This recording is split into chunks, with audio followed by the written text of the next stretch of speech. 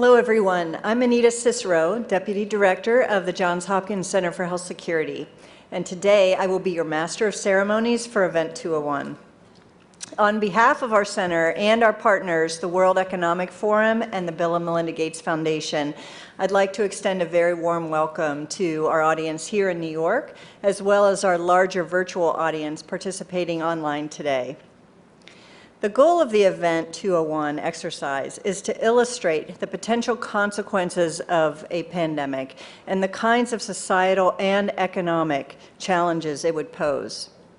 The scenario also highlights the very critical role that global business and public-private partnerships play in preparing for and responding to pandemics.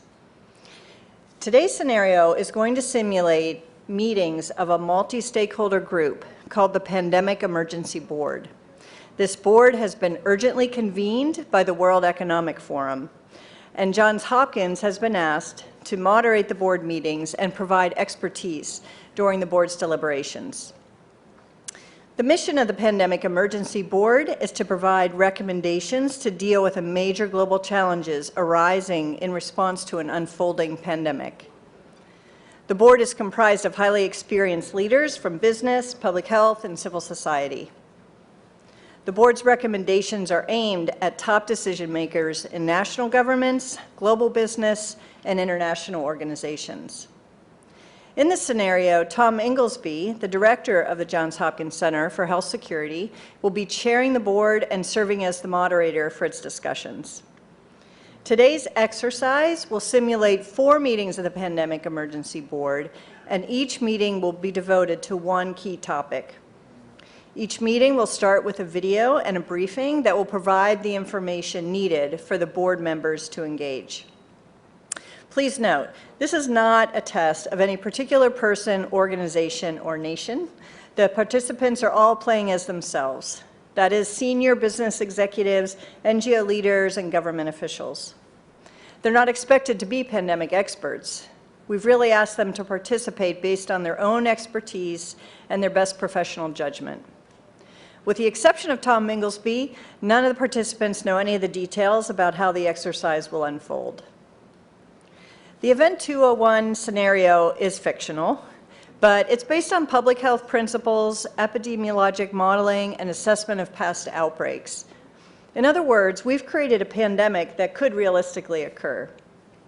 And for those interested in our assumptions, we will have a lot of the background research of the scenario publicly available on our Event 201 website at the conclusion of the exercise.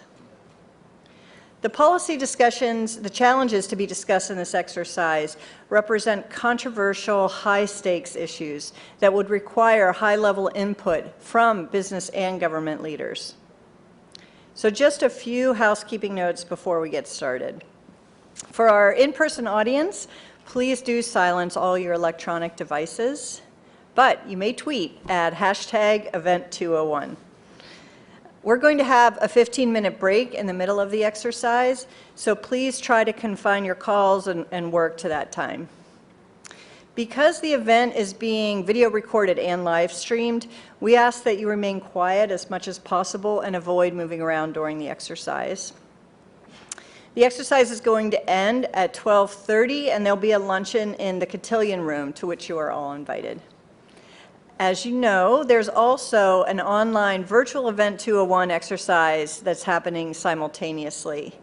And for those of you online, and I understand there are hundreds of you, you will be seeing the same news videos and briefings as we do here in New York. But you will engage in your own online discussion in place of watching the discussions of the players here in the room. The topics and the topics and the pacing of the deliberations will be the same, both online and in the room. So, as you can see on this slide, we have an outstanding group of global leaders playing the role of the Pandemic Emergency Board members here in New York. And with that, let's welcome our participants and invite them into the room. Tom Inglesby from Johns Hopkins Center for Health Security, Latoya Abbott, Marriott International, Sophia Borges, UN Foundation, Brad Connett, Henry Schein, Chris Elias, the Bill and Melinda Gates Foundation. Tim Evans, formerly of the World Bank. George Gao from China CDC. Avril Haines, former Deputy U.S. National Security Advisor. Jane Hulton, ANZ Bank, and former secretaries of both the Department of Health and Finance in Australia. Matthew Harrington from Edelman. Martin Knuckle from Lufthansa Group. Eduardo Martinez, UPS Foundation. Stephen Redd from US CDC. Adrian Thomas from Johnson & Johnson. And Hasti Taggi from NBC Universal Media.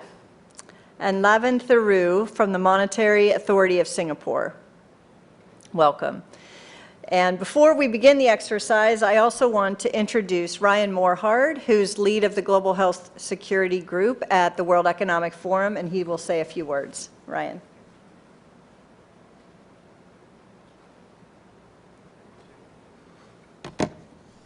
Thank you, Anita.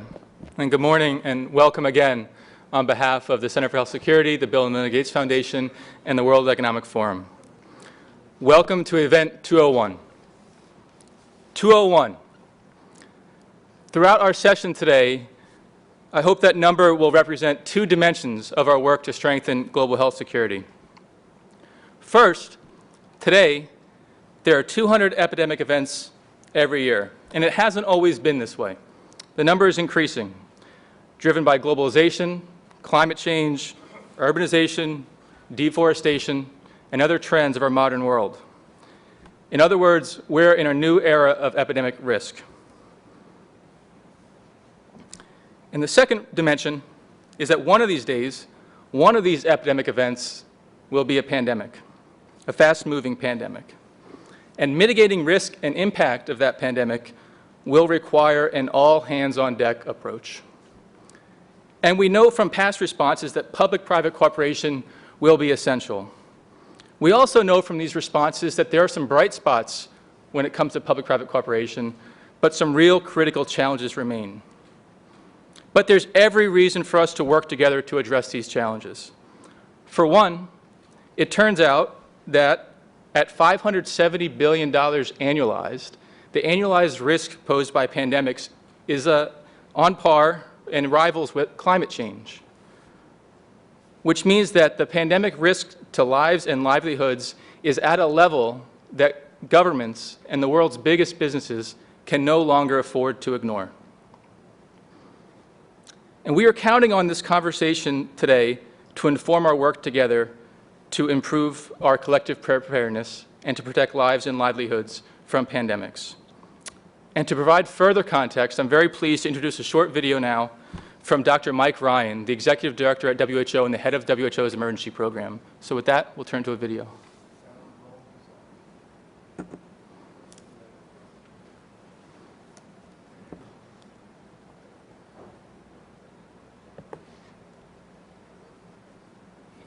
Greetings, distinguished guests, and thank you for this opportunity to say a few words at this year's event 201. The high-level simulation exercise for pandemic preparedness and response, hosted by Johns Hopkins Center for Health Security, the World Economic Forum, and the Bill and Melinda Gates Foundation. Unfortunately, I was not able to join you today. I'm involved in the IHR Emergency Committee for Ebola, but I had hoped to be in the room with you, because the issues you will be dealing with over the next hours may be tabletop exercises today, but they address real and critical threats which we at WHO take very seriously. Without a question, epidemic risk has become a global strategic concern. I don't think we've ever been in a situation where we have had to respond to so many health emergencies at once. This is a new normal. I don't expect the frequency of these epidemics to reduce, and in fact, vulnerabilities all over the world, developed and developing countries, have increased, not decreased, driven by many, many factors, mainly through human behaviour, economic development, population density, and many others. The scenario you will be presented with this morning could easily become one shared reality one day. I fully expect that we will be confronted by a fast-moving, highly lethal pandemic of a respiratory pathogen. The question is, are we prepared to globally respond to the next major pandemic event? Are we ready to cooperate and perform across countries and across sectors to face such a threat? Have we established the surveillance and risk assessment systems, the communication tools, the supply chains, and the business continuity plans that will be needed not only to protect health in a major epidemic or pandemic, but to protect economic development, to protect political and social systems? Do we collectively drive innovation enough to face the evolving global threats which we are anticipating? The nature of pandemics is that many countries will be affected at the same time. This is particularly true with the respiratory pathogen, as they are often transmitted by asymptomatic persons. They spread fast.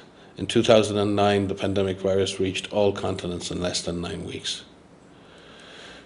WHO's priorities are to establish a minimum capacity to detect and respond in each country around the world, to develop global strategies for the containment and control of individual disease threats, and develop global mechanisms to ensure cross-sectoral and multinational, multilateral coordination.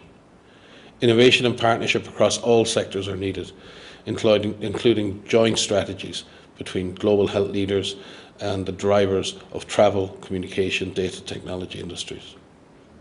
WHO is working at all levels through a variety of partnerships to strengthen national and regional preparedness, such as GORN, the Global Outbreak Alert and Response Network. Through the PIP framework, adopted by WHO member states in 2011, WHO has secured 400 million vaccine doses for influenza, 10 million antiviral treatments, and 250,000 diagnostic kits for the next pandemic. We have completed external evaluations of surveillance and response systems in over 100 countries and carried out more than 50 simulation exercises at country level, looking for vulnerabilities and weaknesses in national systems. This voluntary, collaborative, multi-sectoral process helps countries to assess their capacities and identifies the most critical gaps within their health systems in order to prioritise opportunities for enhanced preparedness and response. The Pandemic Supply Chain Network, part of the Epidemic Readiness Accelerator, which is a project of the World Economic Forum in partnership with many, including WHO. It's a public-private collaboration to develop a globally connected supply chain that can support health emergency operations during a pandemic. Stakeholders consist of product manufacturers to logistics providers, distributors and UN partners, including ourselves. Michael Griffin is WHO's focal point for the Pandemic Supply Chain Network, and he is there with you this week. Constant innovation and the use of cutting-edge technology is key to pandemic preparedness. In order to pool data and analytics at a global scale for disease prevention, the EpiBrain initiative, a global data ecosystem, aims to build a collaboration of big data networks to understand and predict epidemics. It supports data science, innovation for outbreak preparedness and response.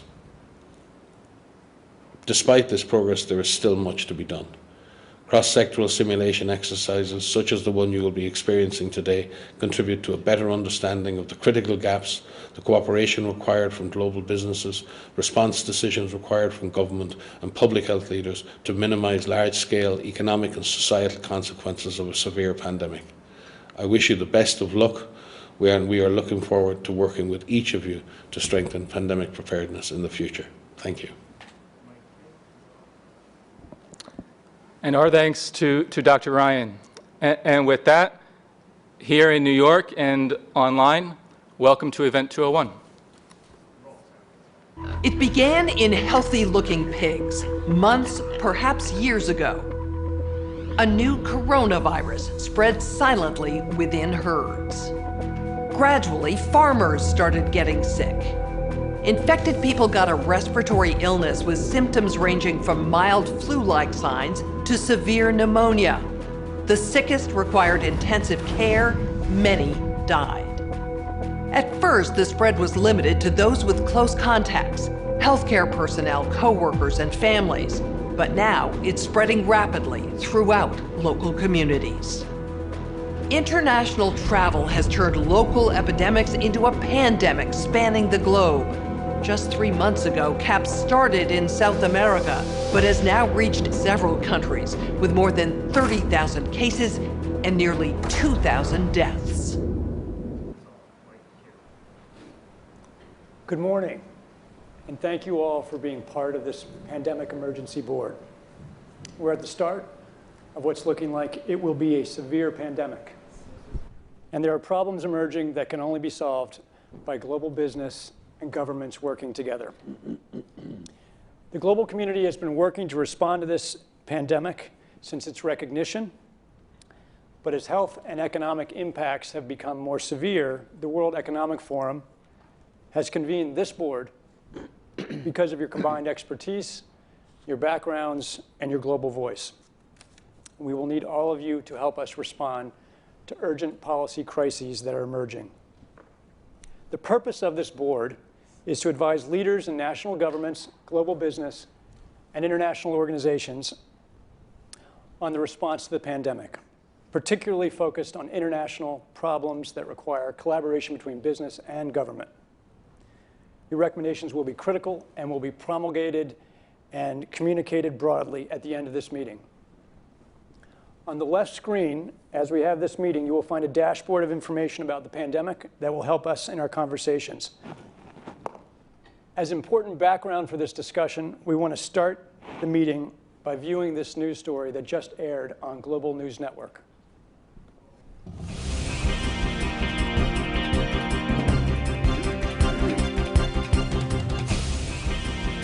Continuing our coverage of the newly discovered CAPS disease and the scope of its deadly outbreaks. There are now more than 30,000 reported cases. Experts warn this may be just the beginning of a global problem. GNN science reporters have produced a video about what we know so far about CAPS, the virus, the outbreak, and the resulting chaos. CAPS is a novel coronavirus related to those viruses that caused the frightening SARS epidemic in 2003 and the deadly MERS outbreaks in recent years. Scientists think each infected person in turn infects on average 2 more people. This disease is proving more transmissible than SARS or MERS and about as contagious as influenza. Essentially, the cumulative number of cases is doubling every week. At this rate, we can expect to see 16 times as many cases in a month unless we find a way to interrupt transmission. The virus appears to be spreading rapidly in densely populated and impoverished neighborhoods in some megacities in South America.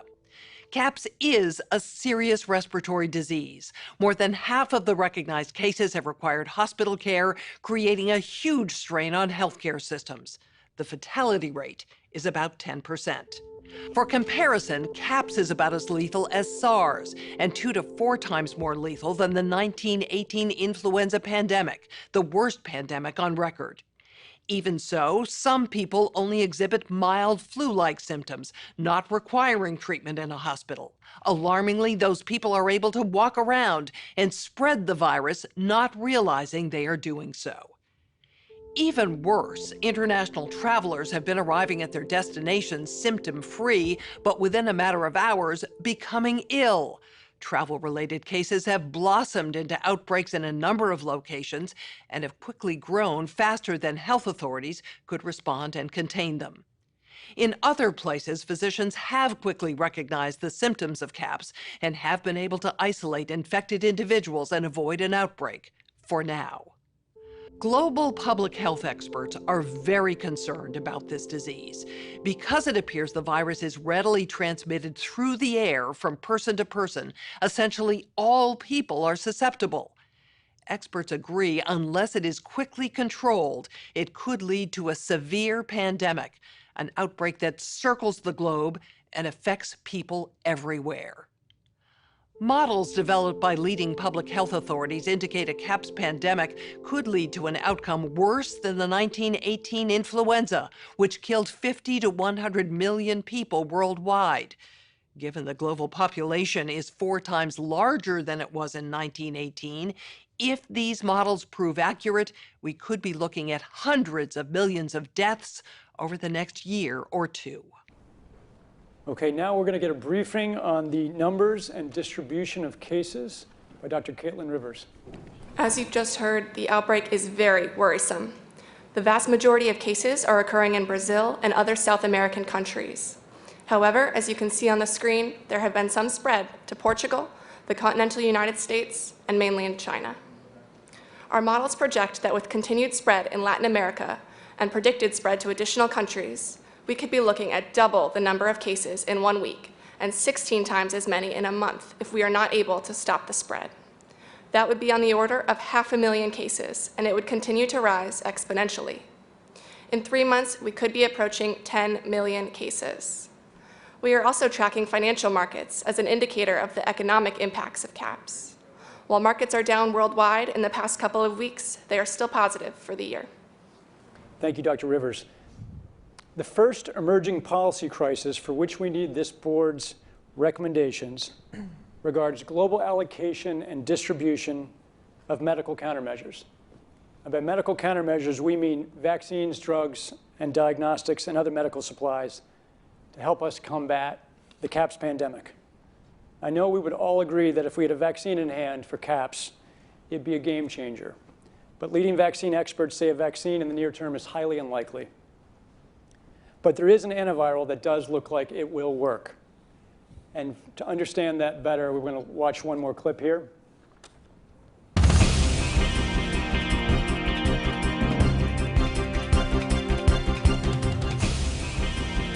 Continuing our CAPS disease coverage and possible solutions, I'm joined by immunologist Dr. Yabani Bello and Dr. Rhea Blakey, an epidemiologist, both highly respected in their fields. Let's get right to it. Why are people saying a vaccine for the CAPS virus is not likely in the near term? Researchers are working on a vaccine, and we have viable leads, but it's complicated. We have known about CAPS-like viruses in animals and people for decades, but have not been successful at developing a licensed vaccine. And sure, there are new technologies that may help, but it's going to be difficult. I am not optimistic about having a vaccine in time to be relevant during this pandemic. Even if we discover a good vaccine candidate, we're starting from scratch, and it takes time to test safety and efficacy, typically years. So even if testing moves quickly, global manufacturing will still need to be established. Again, multiple hurdles. We simply cannot rely on these old timelines and processes. This is a crisis. We have to move beyond these issues. It may be complicated, difficult, but if we dedicate all available resources, this can happen. Also, keep in mind, we need effective treatments sooner rather than later. Extranavir is an antiviral drug. Scientists have told me this could be effective. We need to start treating people immediately. While I agree Extranavir does look promising, it's currently used for treating HIV. However, it's not manufactured on the scale needed for treating this many people. And will we just stop using it for HIV treatment? How will we get this drug in the quantities needed? Who decides who has priority for the limited amounts we do have? We both know countries are hoarding Extranavir. Doctor, in my opinion, you are lost in the details. With enough money and political will, anything is possible. Let's get going on this now. Thank you both for this extremely important discussion. Our U.S. affiliate has just released polling results on public expectations for a vaccine. A majority of Americans expect a vaccine to be available within 2 months, and 65% of those polled are eager to take the vaccine, even if it's experimental. In related news, a significant demand for personal protective equipment like N95 masks and gloves are on the rise due to the pandemic. However, globally, hospitals are running low. Additionally, other critical medical supplies such as saline and antibiotics are dwindling. Countries and companies are reportedly stockpiling supplies, disrupting healthcare supply chains, causing dangerous shortages in many parts of the world. And finally, for the latest information on what we know about vaccines and this antiviral, here's medical countermeasure expert Matt Watson. as we've just heard, there is no existing vaccine that appears effective against the newly discovered CAPS virus. Governments, scientists, and companies around the world have become working intensively to develop one, but it's highly unlikely that a vaccine could be developed, tested, manufactured, and distributed in less than a year, and it's likely to take much longer. While there have been efforts to develop vaccines against SARS and MERS coronaviruses, none have been licensed. And given the distinctions in the CAPS virus, vaccines against those diseases would not be effective for CAPS. The antiviral drug Extranavir has demonstrated some efficacy against the CAPS virus. It reduces the severity of illness and saves lives in those who are infected, but does not prevent infection like a vaccine would. Extranavir is a generic drug primarily used to treat HIV. It is manufactured in 5 countries, including the United States and China. Approximately 1 million people take Extranavir every day for HIV. If all of those HIV patients could be switched to other antiretroviral drugs, we could potentially free up enough Extranavir to treat 26 million CAPS patients. Assuming further that we could double production over the course of a year by bringing additional manufacturing online, we could eventually have 52 million treatment courses per year, but it will take many months to get there.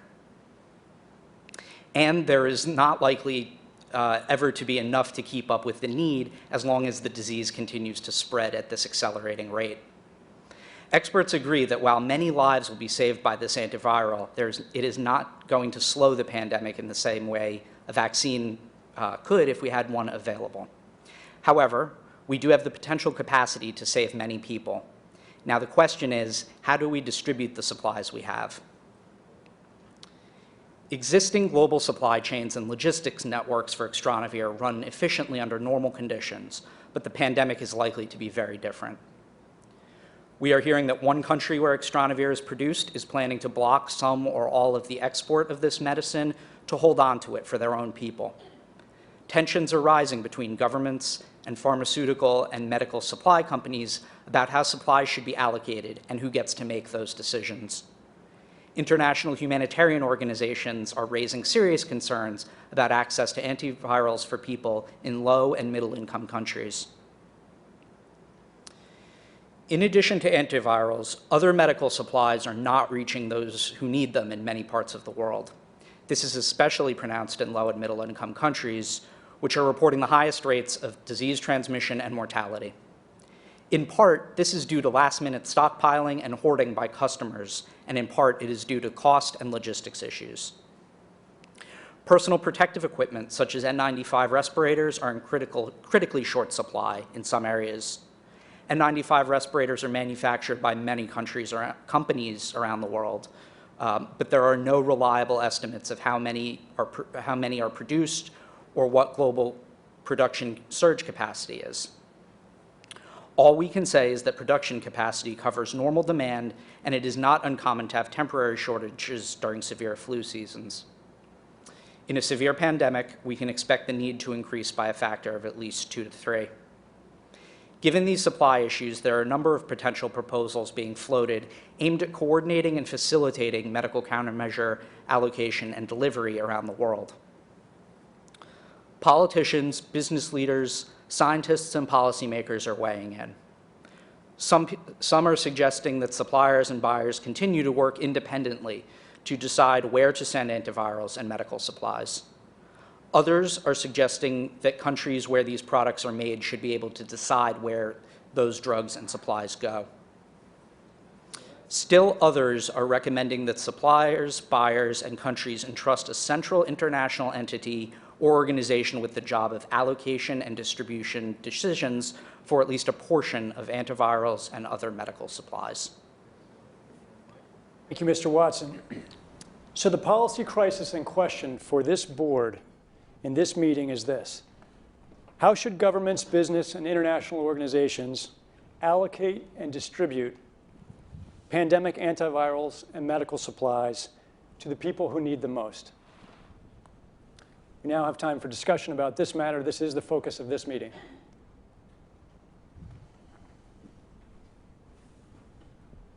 Any reactions? We have too few antivirals for the needs that we have, and we're projecting to have increasing needs. So should we let normal suppliers and buyers manage the distribution and allocation of this medication? Should government step in? If so, with what rules? Steve? Yeah. Let me start by saying it is fantastic how much has been learned about this disease in just the short period of time since its discovery. I think one issue that hasn't yet been explored is what could be done to suppress transmission apart from the use of countermeasures. And so I think that's something that needs to be an active area of study. Learning where transmission is occurring would be helpful in order to implement measures that don't require medicines to suppress transmission. Maybe hospital settings, school settings are places where transmission could be occurring. With regards to the question of sharing this scarce resource, we do have some models that I think could be built upon. The PIP framework, the things that were done during H1N1 to share vaccine. I think each of those models should be explored as ways of some sort of distribution process. One of the specific things that was done during H1N1 was to examine the critical individuals in countries as a sort of a minimum level of countermeasure that would be needed, and to So do you mean critical infrastructure? Exactly. Critical infrastructure in countries going? Security, police, fire.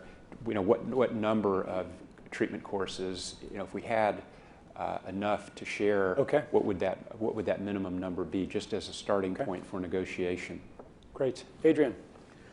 And then I think before we agree that we have a finite resource, we need to really challenge ourselves on the vaccine production. We've seen historically that we can actually produce an Ebola vaccine in a year. It requires flexibility on the regulatory side. It requires commitment from companies. But I do think that before we say that a vaccine is not available, we should not slow down on that. We should pursue that. And I think similarly, we need to explore how could we accelerate production of our antivirals. We've seen it happen before in the HIV crisis. It's possible, but decisions need to be made, and we need to bring the right people together to do that. Okay. And for the moment, before we are able to accelerate production of the antiviral, do you have any initial reaction, since you are potentially one of the companies that could be part of this deliberation? What we've seen work very well in the HIV field is, in fact, procurement through the Global Fund. So having a centralized mechanism, so financially able to procure on behalf of affected countries would be critical. I think the second thing is it's going to be very important that for the business sector, for manufacturers of antivirals, that we have clarity around what the need is and where the need is and who are making the decisions. So who's deciding on where they're going? So can I add to that? Yes. So one of the challenges we have is what to do in the really short term about the supply of vaccines, antivirals, etc.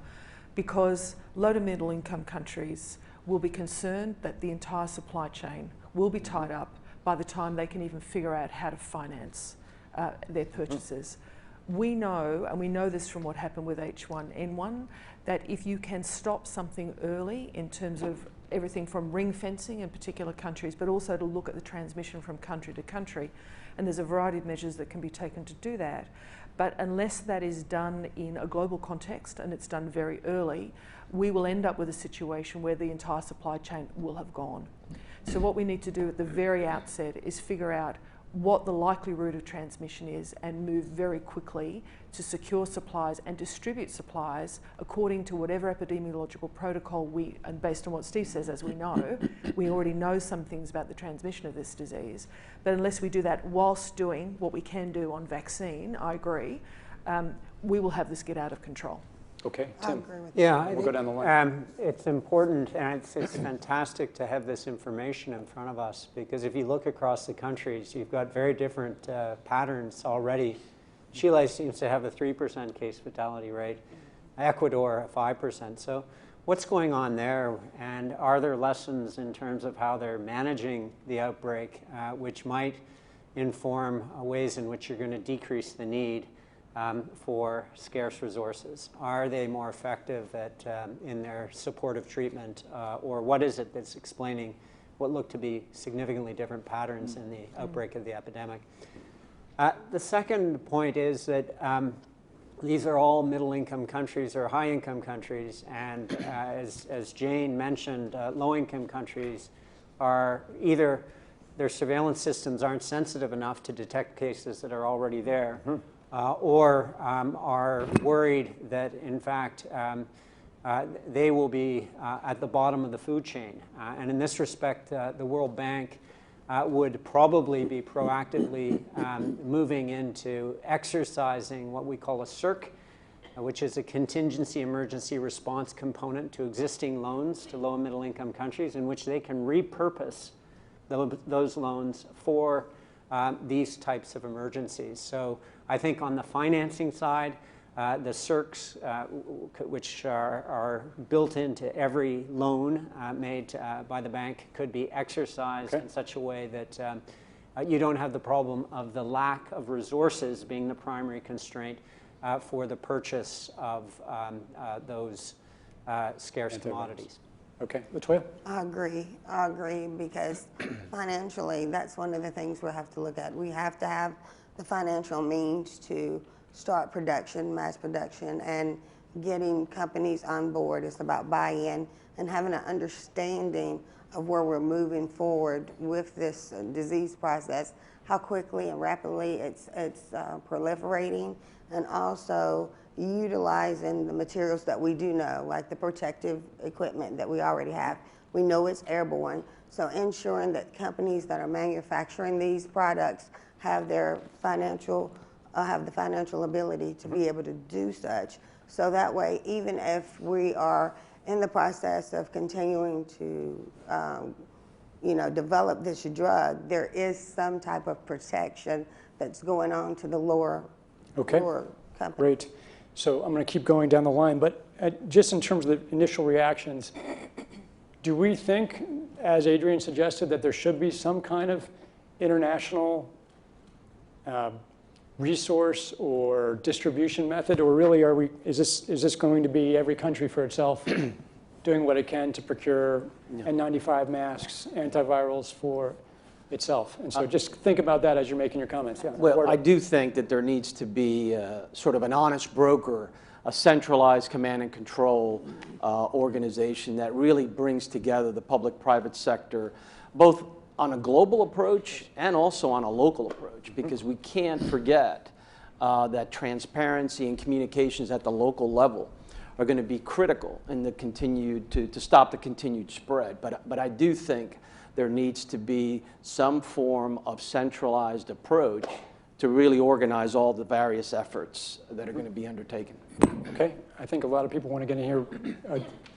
We'll go around the table. Martin, Sophia, Chris, and then George. Thank you. I fully support the centralized approach in this state we have already, if it comes also to global distribution of any products. And I would like to go back to Stephen's first statement. We had parallel to this, we should really focus on how the spread could be controlled better or easily. If I talk about logistics for globally distributed topics, we need to protect the staff that is responsible for this. If they don't protect it, they won't do this. And then the entire chain breaks apart within no days. So we really have to do it both parallel to find out possible ways to protect the people that are in chain for this, and it should be centralized, organized, otherwise it will not work. So you're saying that the people who are delivering these medicines and moving them around the world, they should be protected by these medicines with N95? I mean, there's basic protection anyway in a phase like this, but we should enlarge this with the newest information we have about the spreading. Only with this we can guarantee that any distribution is possible at all. Okay, Sophia? Thank you. Yes, I agree. And I wanted to speak to the point about having the honest broker. And I think in this regard, the United Nations fits the bill. I think that given that the countries most affected are those that are low and middle income countries with unequal access to technology, to finances, the UN has a worldwide footprint, universally recognized, and universal membership. And I think taking the example of the Ebola crisis last round, when a trust fund was established, and calling on member states who are capable of contributing to that trust fund in order to help those that are least capable, the low and middle income countries. Thank you. Chris? Thanks, Tom. I want to agree with a couple of the comments. One is about the need to prioritize for the frontline health workers, the basic people to keep the system working. I think it's important to recognize that we have the data that you're showing because of some remarkable international collaboration about sharing information in real time about the patterns of disease. And that's come out of the international health regulations, and that's a good first step. If we're now going to try to prioritize the allocation of scarce commodities, having this kind of dashboard to know where those masks and drugs are, and to get at some of the psychology that's behind some of the hoarding. People may be making bad decisions because they think it's more scarce than it actually is. So if we could have the equivalent of this dashboard to understand where the supplies are to map to the needs, a global stockpile would certainly help ensure more rational and strategic allocation. But the reality is that we don't have the logistics capability, even within the UN, to bring that together in one place and run it. So this is where I think a collaboration between the international organizations like the World Health Organization and the private sector, which runs these supply chains for many purposes every day, understand where the supplies are, make smart decisions about how to allocate them to the people who need them in the places that need them the most, and then work with the industry to move those supplies from where they are today to where they need to be. On your point of transparency and data about where supplies are, where medicines are, where N95 masks are, we couldn't agree more. We've been unable to find that data, so I think it's an important need that you just surfaced. George? Yes, I would support for the proposal, centralized or coordinated effort, not just nationally, also internationally. At such a situation, that's very, very, very important. And when you read all this about the epi data, R0 is 2. It's relatively, you can see the number is there. Especially when you are talking about some country like China or any countries who have the largest population of swine, pig production. So if the virus yet still, transmitted from pig still in the cycle, so that could be very serious. So we have to prioritize. So maybe the farmers or whoever have access to it. So that's very, very important to have the expert to assess the possibility. You see the R0, but you also see its swine origin. I will still have some new virus from swine, from pigs, or the virus already circulating in the human beings. That's also, we should put that into account for the strategy for the allocation of the actual winner. And also I got the information from my staff, looks like, of course, we have capacity to produce the extra number, but even, think about the population we have. We can't expand our capacity, but, what we have, even not enough for our own population. Tom? That's the question we should think. Yes. I think it's important in 2019 to remember that in 2016, the World Economic Forum, together with the World Food Program, presented a global supply chain management approach for this exact scenario. And what might be helpful, given that everybody suffers from short-term memory deficit, is to have an emergency briefing on those resources that are global public goods that are there to facilitate supply chain management and where those can be deployed, but also CEPI, which was established 3 years ago to accelerate vaccines exactly in development in these settings where a coronavirus is, in fact, one of its indications and first areas of focus. That may not be common knowledge. Likewise, on the financing, there is global financing. The criteria identified here would be triggers for the Pandemic Emergency Financing Facility, which would disperse a significant amount of money into that international pool on the basis of this trajectory of the epidemic. So those are resources that may not be well understood amongst the set of players that would appreciate having some understanding. So an emergency briefing on those resources, I think, might make sure that they're not overlooked. Asti, and then Matt. So a couple of things. First of all, the patients who are currently on Extranavir need to receive different medication. So I think this is something that the team needs to look into how do we make sure that we have the right resources to make sure that they're not being panicked and we're not causing panic with them, and that we're having to use this drug for a different use at this time. Secondly, I think it's very important that we make sure that there is concise communication with all healthcare facilities where these patients are being treated so that there isn't mass panic. And perhaps a member of this team could be part of that task force to ensure that whether it's in the news, by social media, or to these hospitals, we have the right communications channel to be able to make sure that the public does not have mass panic. Thanks, Matt. I was just going to, I'll add to that in as much as the value of a centralized convening body that is addressing both the production and supply chain also serves as a convening enterprise around the communications. Because there is a lot of great data that's been collected, but probably more can be done from a public education perspective around containment prevention while the supply chain is managed. Yvonne? I just want to echo Matt's point, and my question here is, what's happening around the world? While we know that there are cases here in these few countries, what's happening to the rest of Asia? What are governments doing to assure the people? And this will help to relax some of the stress that you see in terms of people hoarding personal protection equipment. So I think it requires a global coordination and not just at the individual country-specific level. Yeah, Brad? Yeah, I just wanted to comment on Christopher's scarcity comment. It's not just scarcity, it's also severity, and that's why we see different rates of fatalities, 5% to 3%. And there seems to be a stakeholder maybe missing here, and I may be wrong, but is the provider, and who's taking care of these patients? Because there's definitely discrepancies here on fatality rates. We know in panic, in psychology of panic, people start hoarding. People start, freaking out and wondering, what should I do? And then countries start doing it, and then there's all kinds of dysfunctional decisions made. Providers really need to be at the table talking about how they're taking care of the patients and diagnostics and what they're doing with it, because we're jumping to a little bit of a conclusion that this is going to spread everywhere to the same degree.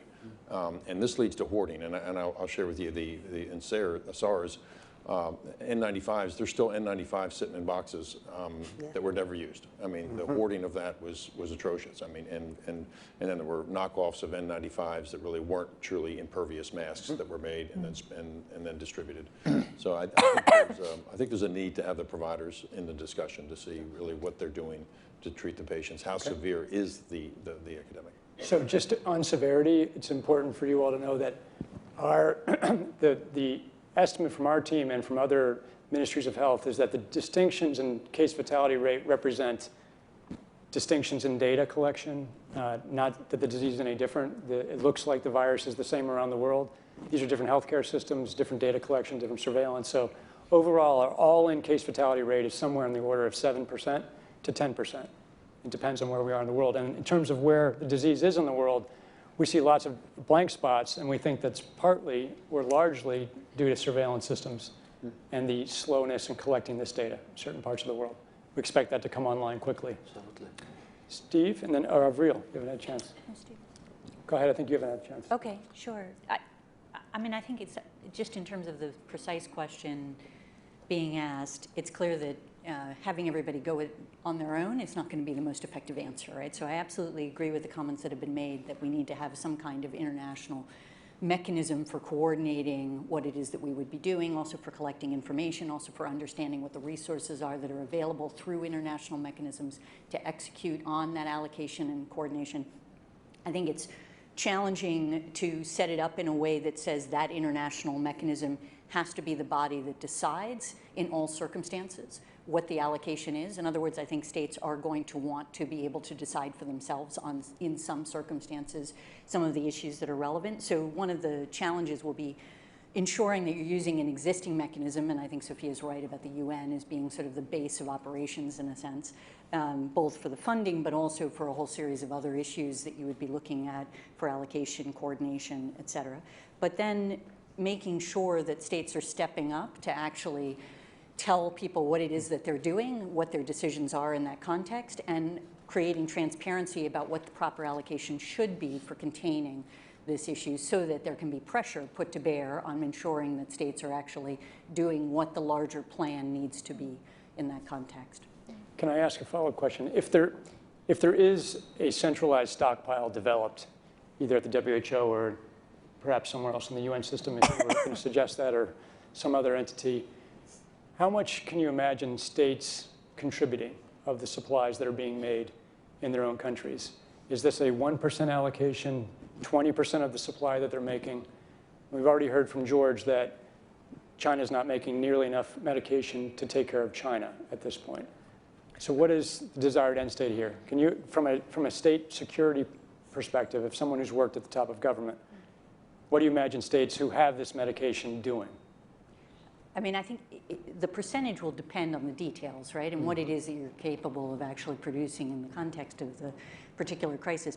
And I don't know how much we're able to produce under this circumstance. I think there should be, and there would be, from a public perspective and a public health perspective, right, enormous interest in promoting an allocation to international efforts that would actually contain the issue as quickly as possible, right? And that should be the focus for everybody, in the sense of that's what's going to actually help you prevent the downstream impact of what the trajectory holds for us. So the question is, can you, through this international mechanism, really promote commitments to doing this as quickly as possible and give people a sense that actually if they contribute more, that they will have a better chance of protecting their own populations and their country's security. Okay. Another number of comments. I'll just jump in. Yeah. So thank you. So to be completely clear, most of this production would already be committed in contracts. Yes. It is almost unheard of that people are producing product without having a forward commitment for the consumption of that product. So the first thing that needs to be done, because this is not something that the countries currently control, unless countries are going to bring about emergency situations and co-opt an existing supply chain. So the first thing to do is to figure out where that's going. Now, in H1N1, in a number of cases, so the Australian government, we bought vaccine to the extent we could get it, and in some instances, we actually gave some of that vaccine. We actually gave some of that vaccine to the United States, who actually ended up with a supply shortage at that particular point. So, inconsistent with working out where the biggest vulnerabilities are, the first thing you need to do is figure out who's got control of those supply chains and those products, and then figure out where, for the greater global good, it should be deployed. But we need to be clear. Any government who says, I'm going to ship every single dose of a particular product offshore is going to end up with a challenge domestically. So giving governments the capacity to manage both their domestic concerns together with being good players. And we know from the PIP framework that companies will similarly contribute, but it's got to be in an organised framework. Okay. And that challenge, I think, is being proved out with the increasing rhetoric, both by candidates in the US, UK, and Germany, who are saying that globalism is responsible for this pandemic, and therefore there's a rising protectionist nature to take care of their own. And so I think it's an instance where the business, health, and scientific communities need to combat that rising rhetoric and misleading information. Yeah, and last couple of comments here. We have about 2 minutes before we have to close. So I think one thing that's going to be very important is to define the aim of using the countermeasure. And from what we know right now, it doesn't seem likely from the data we've had presented that this countermeasure is going to suppress transmission, is going to lead to containment. So our aim really would be to minimize the severity and to prevent death rather than to prevent this emerging pandemic. Second thing I wanted to say is just how important communication is, and that is true to the public. This is a very alarming situation, and I think public communication shouldn't be alarming, but should be truthful about how severe it is. I think also internally, as negotiations are going on to share countermeasures, I think it's not likely, I agree, that countries are not going to buy a countermeasure to put into a global supply without retaining a large portion of it for themselves.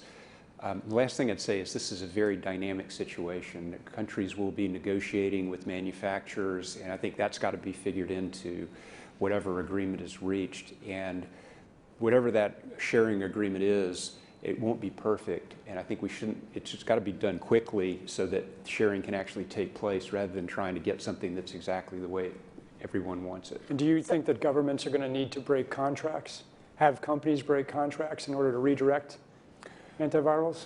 I think that would work best for the countries to make the decisions with the countermeasures that they purchased. Okay. I think that's a very, we're not talking about one supply chain, but we're talking about multiple supply chains here. And I think, before we start talking about companies withdrawing antiretrovirals from patients with HIV who have a disease, we need to really understand how those ARVs will be used in patients who may or may not have a disease. So demand forecasting will be critical. And I also want to point out it's not just the healthcare workers. We have supply chains in middle-income countries. Often those are very resource dense, people in small spaces producing masks. We have to think about the integrity and the health of the supply chain. Okay. Going back yes. to Stephen's note real quick about the public communication, my team has been monitoring the public response, and on various social media channels and cable networks, there's been some conspiracy theories that are around about the potential that pharmaceutical companies or the UN have released this for their own benefit. So as we move forward, obviously trust in pharmaceuticals and government is very important at this moment. And so as we move forward with developing the right scenarios, we have to make sure that the public communication is a major part of that because of these conspiracy theories. Thank you. We have to close. we have 30 seconds. Okay, Yeah, but Mark. this fully supports Steve's input. We should not search for the perfect solution right now. Yeah. We run against time. And if conspiracy theories like this come up already, so we are on the edge of hysterical reactions, and then it gets out of control. And that's the thing what should be the main driver for us now to find a solution. Okay. Okay. Thank you. We're going to bring these recommendations together and communicate them broadly at the conclusion of this meeting. Thank you all for your input. We will conclude this meeting and we'll reconvene shortly. Yes, and that does conclude the first meeting of the board.